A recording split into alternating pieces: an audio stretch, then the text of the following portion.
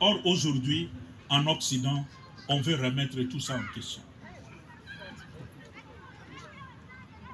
On nous parle aujourd'hui de mariage homosexuel.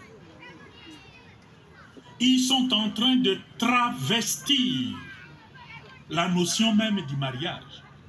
Comment imaginer un mariage entre un homme et un homme? Un mariage entre une femme et une femme. Quand est-ce que vous allez avoir des enfants? Un mariage, c'est une union entre un homme et une femme, mais ouverte à la procréation. Entre un homme et un homme, vous vous fermez à la procréation. Tout comme entre une femme et une femme. Et si on se ferme à la procréation, c'est l'avenir de l'humanité qui est compromise. Et c'est là qu'on voit la main de Satan qui est en train de rôder, et si on n'y prend pas garde,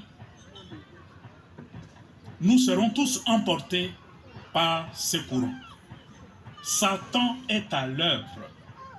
Et en Occident, comme ils n'aiment pas les enfants, ils veulent s'attaquer à la cellule de base de l'humanité, qui est la famille.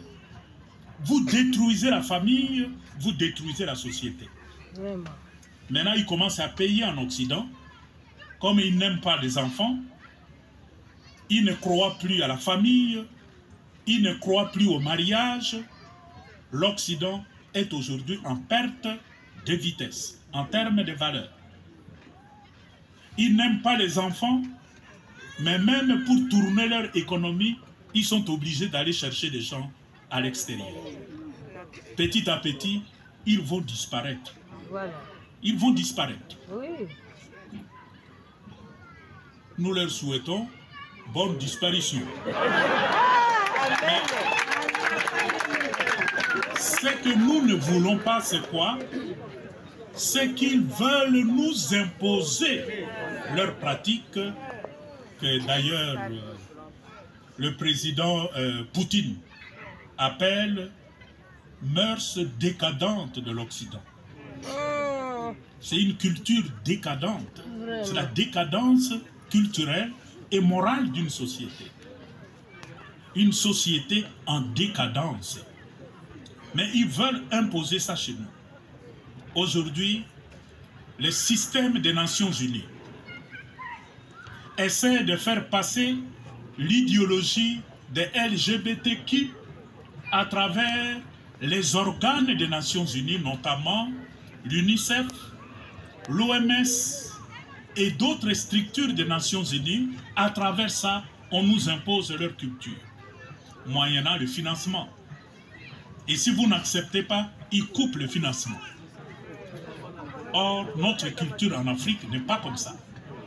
Nous avons beaucoup de défauts, mais on ne peut pas nous reprocher l'homosexualité. On peut trouver des cas isolés, comme on a eu en Ouganda.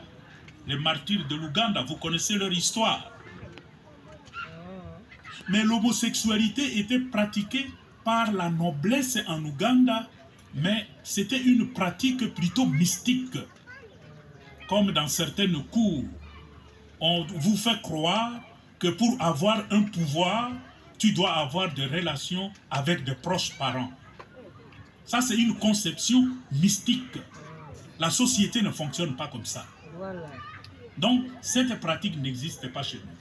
Voilà pourquoi, quand le 18 décembre du Saint-Siège, nous avons reçu le document Fiducia Supplicans, signé par le préfet du Dicaster pour la doctrine de la foi et contresigné par sa sainteté le pape François, il y a eu levée de boucliers en Afrique.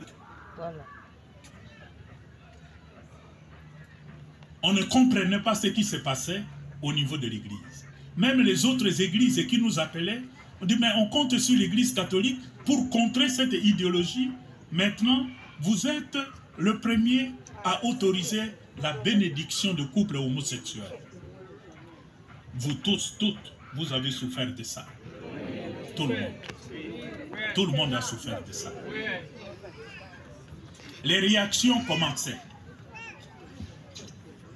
et en toute responsabilité, j'ai écrit à toutes les conférences épiscopales d'Afrique et de Madagascar. Parce que nous sommes tous rassemblés dans une structure qu'on appelle SHEAM, Symposium des conférences épiscopales d'Afrique et de Madagascar. Le siège est à Accra, au Ghana. Le secrétariat permanent est au Ghana. Depuis l'année passée, je suis le président de ce symposium. J'ai écrit à tous